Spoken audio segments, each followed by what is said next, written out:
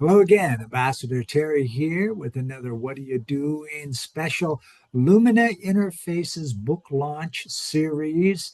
And I have Leila Amineddoleh here. Welcome, Leila. Thank you. Thank you for having me, Ambassador Terry.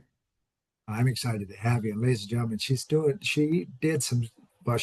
stuff in the art world. And we're going to find out what she did with the Lumina book. So here comes the famous question. What are you doing with Lumina?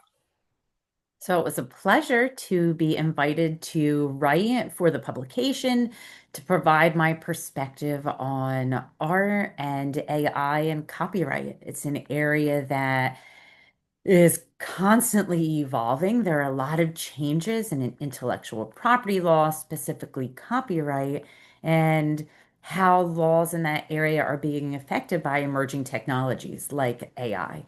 There's been a lot of talk in the news and between, on the news about artists trying to protect their rights and the fear that AI is going to infringe on artists' rights and make it difficult, really, for all of us working in the creative industry to understand what rights artists have, what rights creators have, what rights these technology innovators have, what information that they can take and change it, and really for us to understand what public domain um, knowledge is, public domain information, and how that can be used in different ways.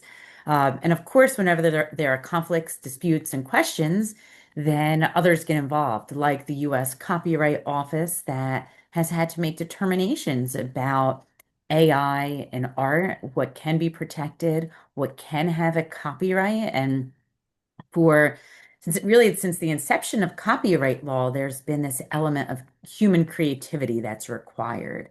And that stands the same today, but there are questions about the interaction between human creativity with the assistance of AI.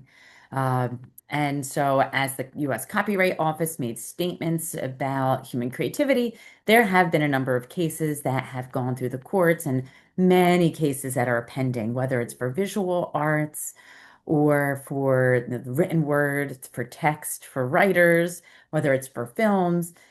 Questions about copyright and AI are bubbling to the surface all of the time. We've been seeing this for the past couple of years. So it was really interesting to write about this topic. But since I submitted my writing, things continue to evolve. It's kind of a challenging area in which to answer questions and to give a definitive answer because the case law is constantly evolving. Just like breathing, this stuff goes And very, very quickly. yeah, and Yes, there's so many I get people it. involved in looking at AI and art in different ways and looking at these technologies are developing so quickly. So it's really hard for the law to keep pace with all the changes. Yeah, yeah, very interesting stuff. How did you get a hold of or how did Mariam and you get together? Oh, she saw some of my work online.